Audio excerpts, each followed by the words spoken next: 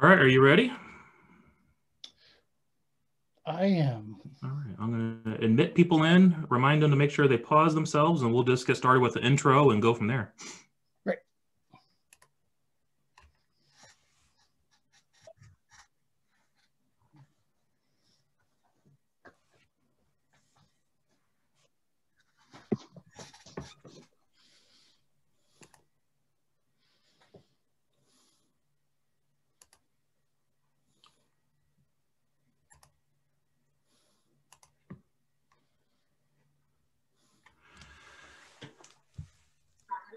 All right, good afternoon, everyone. This is Adam Linneman, the Green Executive here, and I have a special guest today, Ron Edmonds from the Principium Group. Ron, do I pronounce that correct? It's close enough. It's close enough. I'm going to ask everybody to please mute yourself so there's no background noise. And this meeting slash webinar is being recorded also. So if anybody would like a copy of it, I can always send it out at a later point in time. But today I brought Ron on, and Ron, I really appreciate you joining us today. And we're going to talk a little bit about understanding the value of your landscaping business and maybe what makes it valuable as well. So with that being said, Ron, I'm going to turn it over to you for a quick intro if you could give to everybody, and we'll get started. Sure. Well, I'm Ron Edmonds, and I have a firm called the Principium Group. We've been working in green industry mergers and acquisitions for, I guess it's almost 20 years now, 18. And we got started in the lawn business and have spread that to where we work in all segments and commercial landscape maintenance, some residential, and whoever's hot right now, I guess, is part of the answer. We've been enjoyed really immensely working with lawn and landscape business owners over the years, and it's been one of the most rewarding things I've ever done, and look forward to meeting many of you at some point as well. So you ready for me to jump right in, Adam? Yeah, let's jump right in. I have a series of some kind of questions, but if you wanted to start off, that's perfectly fine. But one of the questions that I get often as a landscape business coach, and I'm sure you probably hear this all the time, is how do you determine what the value of your business is? And I'm sure it's not an easy answer, but where do you even start, Ron? Well, it's funny because, I think a lot of people think of it as being easy because of what they hear kind of on the street, that so-and-so sold their business and they got some formula, whether that's a multiple of EBITDA, earnings before interest, taxes, depreciation, and amortization, or revenue perhaps, or maybe some sort of calculation based upon so many months revenue for some kinds of maintenance businesses. But that's only a little piece of the story, and it's very difficult to compare one business to another. And there's a problem with what you hear. First of all, it is hard to, what one person got for their business, you may not know as much about their business as you think you do. And then there's a good chance they're not telling you the truth anyway. So it's a little bit awkward. But I think the easiest way to think about the value of a business is to think about it in terms of cash flows, because when somebody is buying a business, they're really buying a set of future cash flows. And then you've got to be able to somehow predict it with some measure what those future cash flows are. And then secondly, assess the risk that you will or won't actually achieve those future cash flows. And that actually goes back to that multiplier concept of that is usually talked about in terms of EBITDA, and that is, cash flow, current EBITDA in this case, multiplied times a multiplier that takes into consideration all those risk factors or special characteristics about a particular industry and a particular business. And so that you can think of that risk as being figuring out where you are on the scale of that multiplier. The more risky your business is, and when I say risky, I mean in terms of continuing to generate cash flows, the lower on that scale, that multiplier scale you're going to be. Whereas the more predictable your business is, and the more likely and believable that the stream of income off that business can continue into the future, the higher on the multiplier scheme you're going to be. Okay, that's a start anyway. That's a start. What advice would you give to a company that is looking to either buy or sell their business? Buy someone else's business and or sell their business at some point in time. Yeah, in terms of if you are considering selling your business, I think going through a process of analyzing how strong your business is, and in the context of selling, that might be how predictable and strong your revenue stream is going forward, and looking for where your weaknesses are and working on it. This is a fantastic phenomenon because you don't have to be selling your business to get value out of that. In almost every case, a step that you take to overtly try to improve the value of your business in the long term is going to improve your business and cash flow in the short term too. And so they're really one and the same thing for the most part. We've got a tool that we use to do that, to evaluate where a business may have opportunities to improve its value and cash flow, and not specifically cash flow, that's a part of it, called the Value Builder Score that we have on our website, and there's no cost to that, but it goes through questions.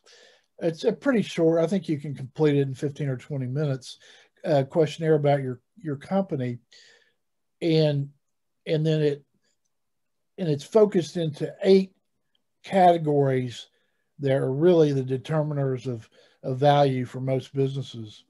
And it gives you a score, but it also gives you a report that has some ideas to consider in improving your business. And there are other methodologies like that out there. This is just one that we've been involved with for a long time now. Actually, we're sort of charter members of that group. But I'd highly encourage people to go through that process one way or another. Again, ours is called Value Builder. Okay. I'm sure I'll ask it from you again later towards the end, but where can they find that at? What is your website for them to check that out? It is principiumgroup.com, which is, we were joking about names of companies a little while ago, and actually that topic comes up in selling your business too, and I always feel a little bit like the emperor with no clothes, because I managed to have a company name that is hard to pronounce and hard to spell. Hard to spell may cause a problem with finding it on the internet, but it's principium group.com. And so we actually, talk to people about the name of their business sometimes, and whether will be a help or a hindrance when the time comes to sell. I haven't had that conversation with you, but if I did, I might have a few years ago suggested you might gravitate your name away, your business name away from your personal name. Sure. Because when people look at buying a business with an individual's name on it, they immediately start thinking about how dependent on that person is the business, and that is going to cause them to evaluate risk in a certain way. I mean, certainly plenty of businesses have been sold successfully that have the name of their owner in it, but it's something to think about. Absolutely. And if you do have your name as a business title, make sure you have a good rapport with the community. Because if it was a negative one, that would definitely hurt. Ron, I think we did a webinar with you last year, and we talked about ways to make a business more valuable. Can we kind of retouch on some of that again? Because I know a lot of the people that are on this meeting today probably weren't on that webinar last year.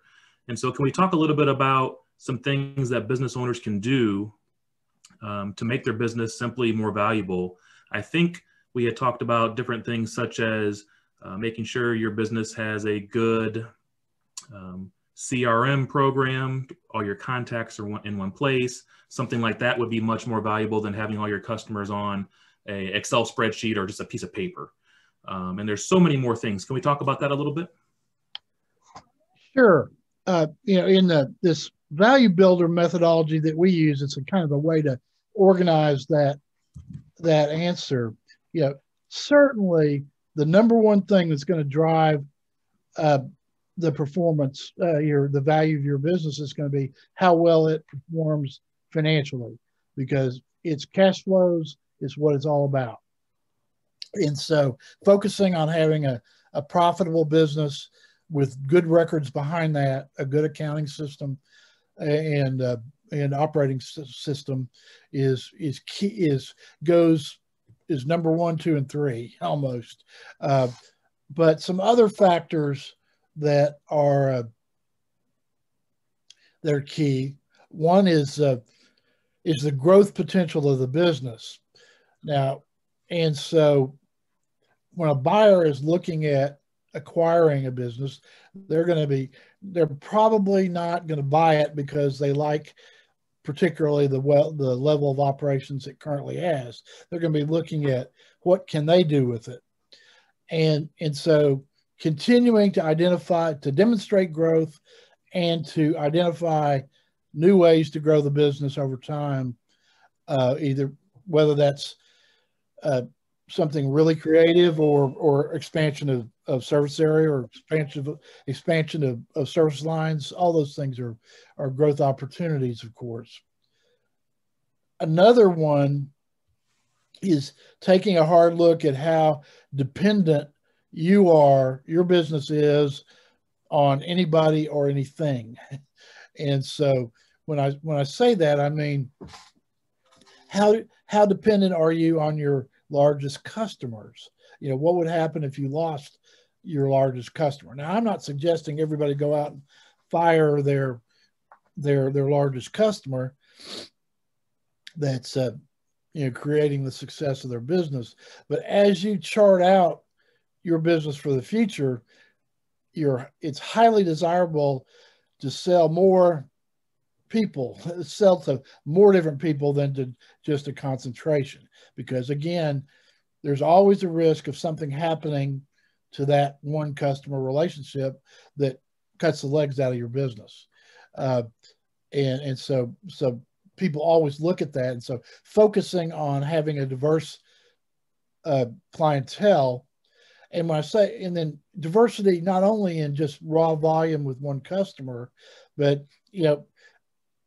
in an ideal world, you're not going to be overly dependent on one neighborhood customers, or maybe even one industry if you're a commercially focused business. I mean, that's not to say that your business doesn't work if it's focused in an area, but I'll give you an example. People over time, I've heard people talk about any particular industry segment as being desirable, undesirable. You know, and the perfect example of that to me is multifamily housing. And you know, there's a lot of people in the industry that don't want to touch it. And I can certainly understand some of the reasons for that. Other people think it's great. But if you want to maximize the value of your business, probably not exclusively in multifamily housing, which is a section that has some, historically anyway, volatility with the economy and that sort of thing. Not just customers, not being too dependent upon any one key employee, not a supplier. Supplier is not usually too much of an issue in this industry, but it could be. But certainly people businesses become overly reliant on one or two or three key employees. That makes you your hostage, they might not have, I'm not suggesting that someone might have done that intentionally. It just happens. And then all of a sudden, you know, if that person becomes disaffected or leaves to move to another part of the country or has a bug and wants to start a business, and all those things can cripple you if you're in that situation. When talking about financial performance, it's extremely important to look at that from a financial results perspective, an accrual-based financial statement. It is also super important to look at it from a cash flow perspective.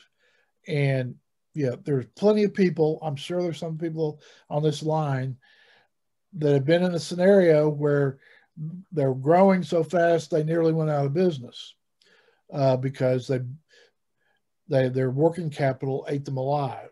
And so paying attention to how you manage working capital and how your business is organized for that purpose is really important, and actually directly affects the value on the back end, but with a buyer many times. But in the meantime, it's a business that generates positive cash flow, highly correlated to their overall financial results, is going to be more valuable. I'll give you the simplest example of all. And I will promise you that if you have a maintenance company and you bill on the last day of the month, your business is worth less than a business that bills on the first day of the month. And that business is worth less than a company that has credit cards on file and charges them on the first day of the month. Think about the cash flow effect of that. And a lot of people, and so that's a perfect example of why EBITDA doesn't tell the whole story. Because you know, a buyer looks at that and it's going to, if he buys that business that bills at the end of the month and takes 30 days on average to collect their fees, they're going to have to ante up 2 months of operating costs before they start materially collecting. And those of us that have been through those kind of crunches know that we'll never want to get there again. But I bet you work with people on working through those kinds of issues. Don't you, Adam? That's probably comes up. That is something that we do. And we actually transitioned ourselves just a couple of years ago from doing just that over to monthly pricing. And that has helped cash flow drastically. You know, we're looking at right now where we take our clients and see what they're worth for a year and bill them out over 9 equal monthly prices. And we start March 1st, and we don't even start servicing the property till the end of the month of March or even in April. And so we're already starting to collect money in advance before we even get started on the services. So that's helped. You know, I just had an experience that made me think about that all a different way too.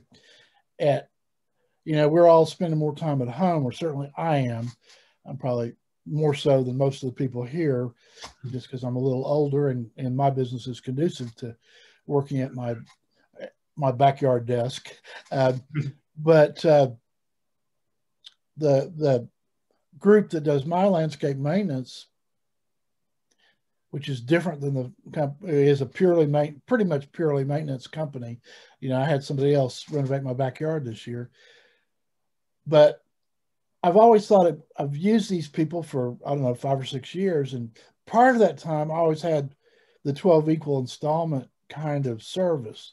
But these people do it. I get a bill every month on the last day of the month on a per week, on a per cut basis. And then the extra stuff gets billed all at once. And this, you know, in early December, we got our annual or semi-annual or first of 2 leaf removal visits. And of course, he used to bill those at the end of the month, and they come at the end of the week when they did it. And so, and then I get this bill, and it's $550. I'm thinking, do I really want to spend $1,100 for 2 visits for leaf removal?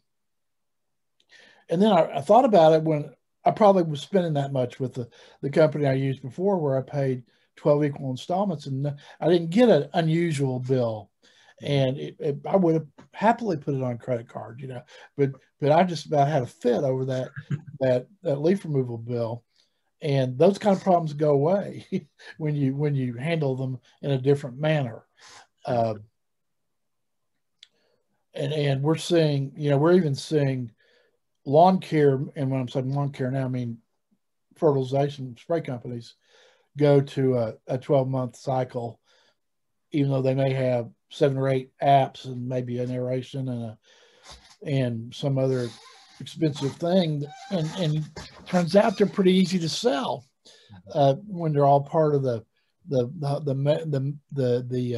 12-month package, and nobody gets a surprise or notice it. So I think that's probably a trend.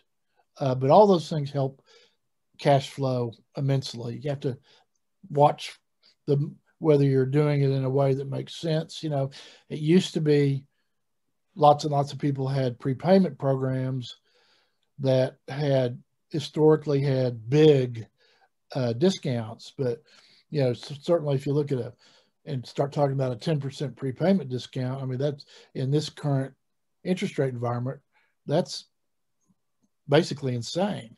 The cost of getting that money up front is very, very, very high as compared to auto draft. ACH payments is very, very low. And they're kind of almost equally sticky for the customers. Sure. Speaking of sticky, the next thing I would point out, and it may be underestimated by going is this low on the list, is recurring revenue. Because there is no question but what, the more of your business is considered recurring revenue is going to increase the value. But some of that's easy, you know, lawn maintenance account, mowing accounts are easy to categorize as recurring revenue. Lawn care company or fertilization companies don't have any problem with that. But all of them have opportunities to increase the recurring revenue component. You know, when we're talking about the 12 monthly installments, if you add in some of those add-on services to the core contract to make it part of the monthly payment, you know, all of a sudden something that at first glance is not recurring revenue is easily treated as recurring and is likely to recur.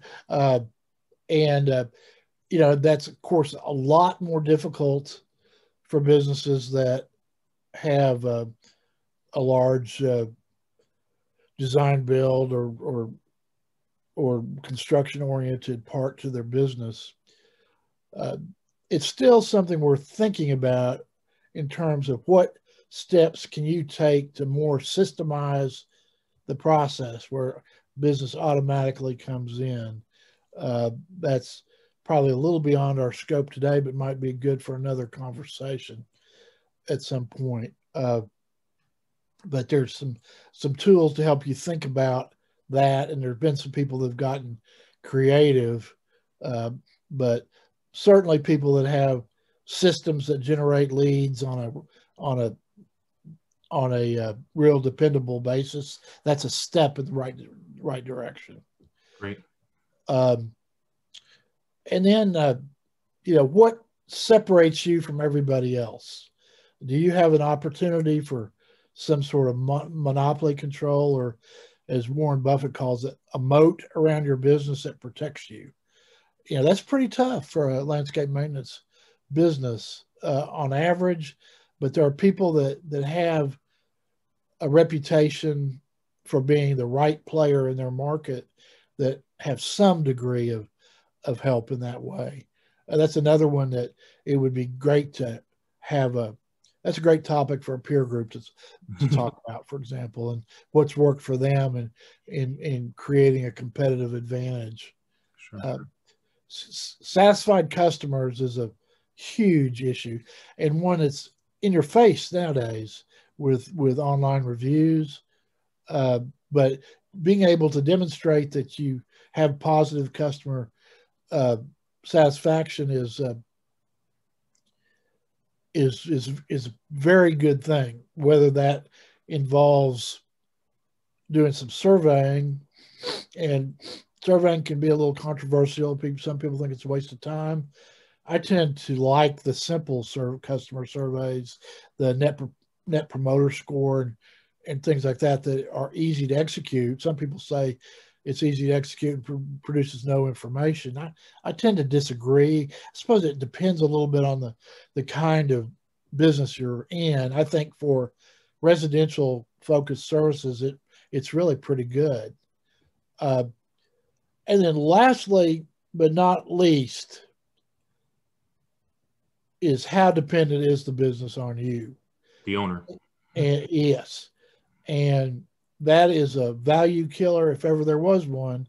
If a potential buyer looks at it and says, the employees only relate to him, they're the only reason they work here. He knows 80% of the customers, and half of those want him to come by their property every other month. And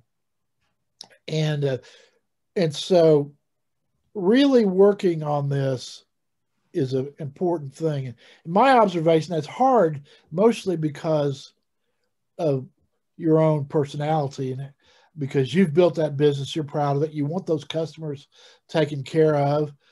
You probably have said, I can only be sure it got done right if I go check on it, and those kind of things. And those are, pretty natural instincts for a successful business person. But working on it, I mean, they say the classic test is, what are vacations like? And can you take a 2-week vacation at all? Can you do it without being on the phone to the office all the time? Those are some acid tests to tell you if the business is too dependent on you. Love it. Love it.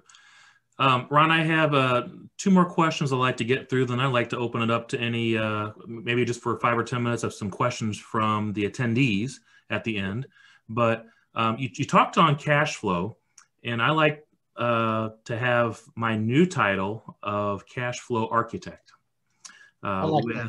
with profit first implementation. So I heard that you didn't hear of Profit First, at least the book, before I asked you to come on, and you started reading some of it. What's your thought so far of that? What's your thought of the system? Have you understood the system from what you've read so far? I probably don't enough, but the key concepts are absolutely on target. And I often think of people, I talked about earlier about the difference between financial statements and cash flow. And, I've had many people I've talked to, and some clients that have talked about how great their business is doing and how they don't have any money, and that just shouldn't be the case. And those techniques should help enormously. As I like to say, when we implement Profit First with a company and we get a profit and loss statement and we get a balance sheet, and what we're doing is we're actually looking at those in a cash basis versus an accrual basis. And when I have people come to me, they're like, oh, I don't need that, I'm very profitable. Well, I like to say, you know what, your profit and loss statement really doesn't mean, excuse my language, but doesn't mean shit because there can be so many other items and they could have so much debt on their balance sheet that that's going to wash away all that when you look at it historically down the road. Yeah, it's amazing what people look at and pay attention to and they don't. And, because financial statements are a big part of the business selling process, when I ask people for financial statements, sometimes they're pretty slow getting them. And sometimes I get them and they have weird stuff on them that he's never read that. He's never even seen that P&L. Now, that doesn't mean he doesn't have a way to operate the business. I mean, most people feel the pain of cash, and some people sort of manage without going the P&L direction. That doesn't work very well either long term. But it's amazing to me that people do try to run a business without looking really either at cash flow or the P&L. What I see a lot of is, and I've been talking about this a lot too, is the SOS syndrome. It's the shiny object syndrome. And people like to always have that nice, shiny new piece of equipment, and it's hard for them to say no sometimes. So to try to keep those expenses under control is a huge part of running a profitable business, and as well as paying yourself a fair wage too. There's so many issues that you come up with. And one of them that I see all the time, and it is correct that EBITDA is used by many buyers as the main factor in calculating their value for a business. A lot of times, buyers are also looking at free cash flow, and they should. Basically, the difference between EBITDA and free cash flow, there are two differences. One is how much are you spending on capital expenditures? Because if you look at these EBITDA multiples, it makes you think, wow, it doesn't even matter what you do with equipment. And that's really not true. And so a buyer is going to want to know how much money can they reasonably need to spend over the next periods to have you quit buying, replacing equipment to prop up your numbers and that sort of thing. But the other side, and of course, I've found over the years that business owners in this industry tend to be in two categories in terms of how they feel about vehicles and equipment. And some people, like new equipment, new trucks, have a program where they replace everything every 3 or 4 years. And then other people keep their vehicles forever.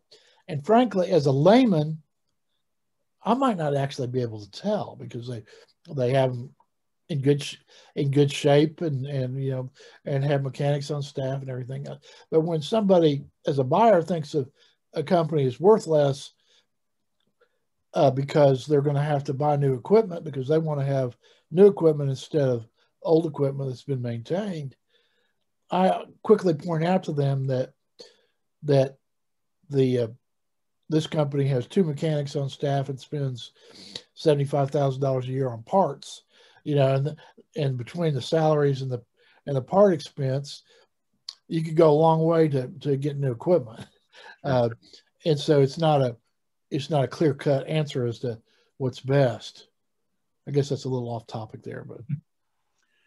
All right, I got one more question for you. And before I get to that, if anybody has any questions that they would like me to ask Ron, please go ahead and send them into the chat. You can just go ahead and down towards the bottom of your screen, there should be a chat button. If you have a question, just type away and I will ask Ron at the very end. Ron, one of my last questions I have is what would you say is one of your top, maybe 1 or 2 mistakes that business owners make when they call you and they want to sell their business? What's hurting them the most that you see? Top 1 or 2 things. Well, probably the number one thing is people that are in a trap. I'll give you 2 trap examples. One is, for whatever reason, they have to sell their business quickly. um, and that puts them at a disadvantage. Closely related to that is just a subject of people selling into a downdraft, and so which is really not a lot different than panicking on the stock market and trying to sell your business when prices are going down. All of which means that the smart people think ahead, work on getting their business ready to be sold, no matter if they have no intention of ever doing it. And so they can make a move when things seem positive, or they're prepared and can move quickly if they have a need that comes up. And nothing puts a business into a downward spiral faster than owners who have lost the passion that they had when they built the business. And if you've gotten to the point where you just don't care, that's pretty late. If you can't stand thinking about it, and a lot of people are like that, and so to the extent that you can plan and think through what you're going to do, have your business ready, and then try to do it when you can control your own destiny, if there's any way possible. That's not a natural instinct for business owners to do either. And, it's funny. I had somebody not long ago that I was working with, and he didn't really have a very good understanding of value of his business. He set some unrealistic goals for what it was worth. But if you took a step back, one of the reasons this business wasn't worth as much as he wanted it to be was that he shut down 5 or 6 years before. This particular business has a very good customer base that they have managed to retain somehow, but they haven't brought in anything new in 5 years. And so they, oddly enough, they don't even have a website. This guy is 65 years old. And he knows he really needs to retire. He's got some family reasons to want to do that. And then he says to me, well, I think I can build this business up and get it up maybe 20-25% in a couple of years. I've been here a long time. I know everybody, and I know what needs to be done. I've already hired somebody to start working on that website. And my reaction to that is, if you didn't do it in the last 5 years, why would you think you're going to get it done in 2 years when you're desperate to get out of there, rather than somebody that's inspiring to employees and customers alike, So it's really too late. Okay. Ron, we got one question that came in.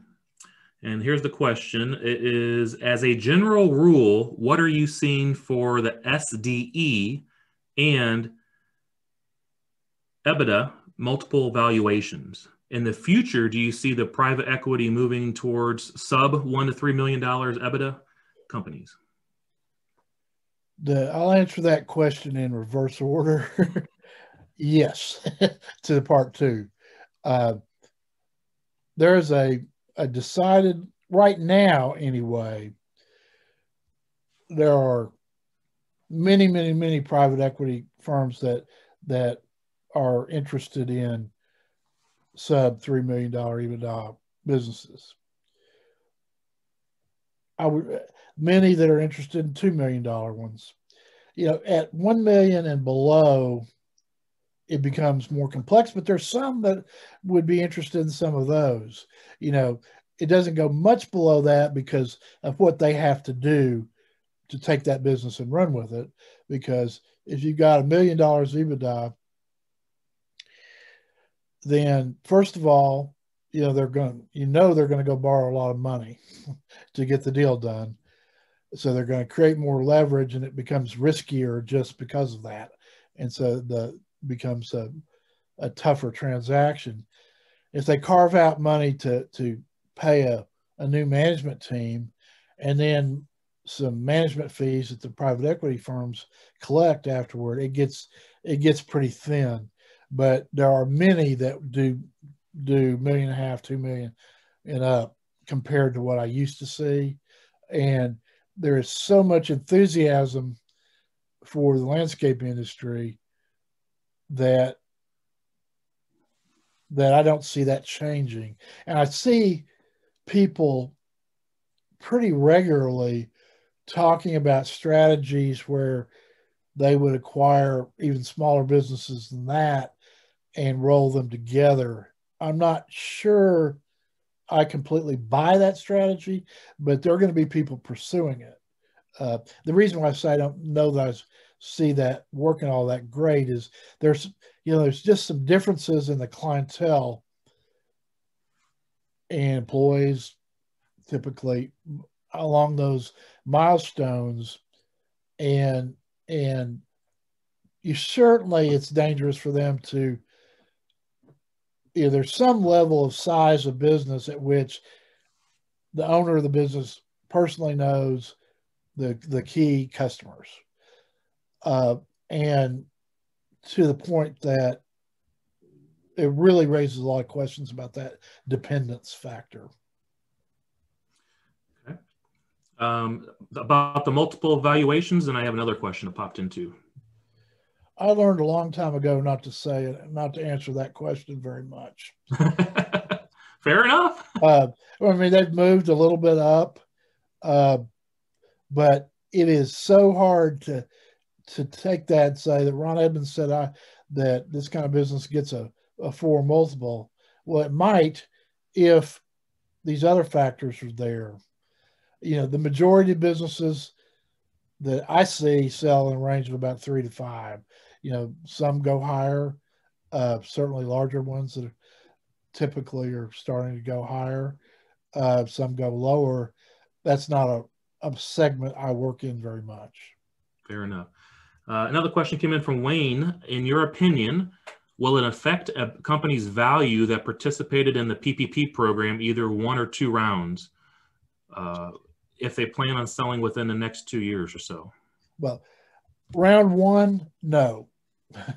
I mean, there was no requirement that was that was a red flag to a buyer, and we haven't seen that being a negative in any fashion, except that you cannot sell a business basically you can't sell one with an outstanding loan. So you really got to get the forgiveness done. Sure. Most people are making progress in that now, I guess. But there's a way to get permission to sell before you actually have forgiveness. I would guess that on average, that is a process that's not worth messing with. The bureaucracy associated with it. If you do, you end up, putting part of the proceeds into a escrow account and all this stuff that most people wouldn't like. If you've got a reason why that has to happen, it can be handled. But in general, the people that are interested in selling their business should be on top of their bankers to get that handled. Round 2 is a different beast where you have to demonstrate the impact it had on you. And I'm not saying that's the kiss of death, because it's not.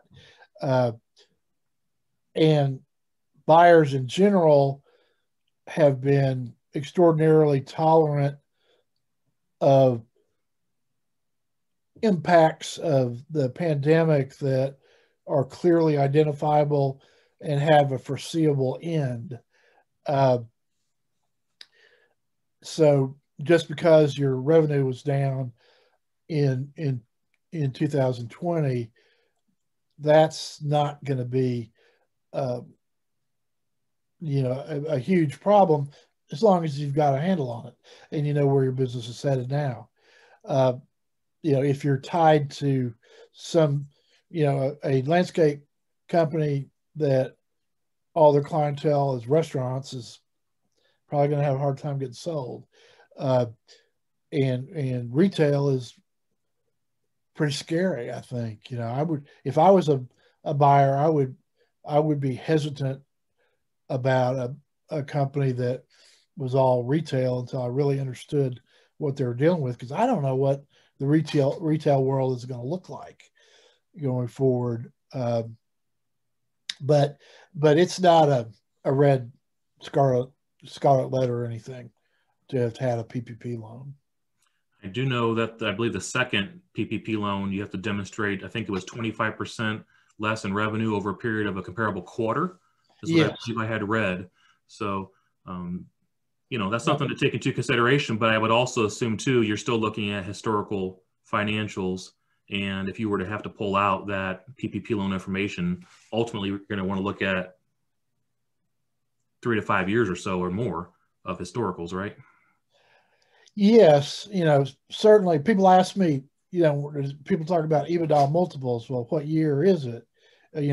Should it be the last year or should it be the 3 years averaged? And my answer is always the same. The only one that matters is next year's. And so the past is only good to give a guide to where it's going for next year. And if the COVID impacts are in that category where the problem goes away, then no one's going to miss a beat on that. But that 25% reduction is a pretty big number. And it's not the PPP loan that's the problem. It's how's your business doing? Is the problem. Sure. All right, Ron. Well, any closing thoughts, comments? Well, I was just going to say that this last year has been really interesting and remarkable, and in several different ways. When I think about that question you just asked, I don't think I have any clients that had their revenue go down last year. And just about every one of them has had a PPP loan. But it was a remarkable year in the industry. I don't know what that means for 2021. I've heard some talking that could be pretty rough. I've heard, but at the same time that I hear, that people aren't going to spend money on their backyards in 2021. I question that, for several reasons. One is the work at home phenomenon is not going away. And, I live in Memphis, Tennessee, and I don't know how much money I would have to slip under the table to get on somebody's backlog for having a swimming pool put in. There's nobody's booking. They're booking 2022. So I think that's a pretty good sign. Couldn't agree more. Well, thank you so much for joining us. I appreciate you coming on very much. My pleasure, as always. Thank you very much, Adam. I will shoot out a follow-up email with this recording to everybody here within the next 24 hours or so after this. Thanks again, everybody. Thanks. Thanks, Ron. Take care.